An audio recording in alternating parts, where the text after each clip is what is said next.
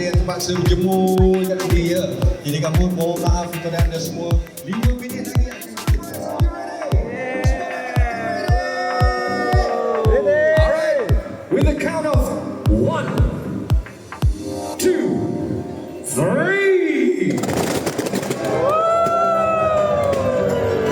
There you have, ladies and gentlemen, the symbolic gesture, the official opening ceremony of Segambut Mforce Bike Holdings Sdn, and also the biggest center in the hall. Put your hand there, put your hand on the screen, everybody on the screen. Ready? Okay, 1, 2, 3, let's go.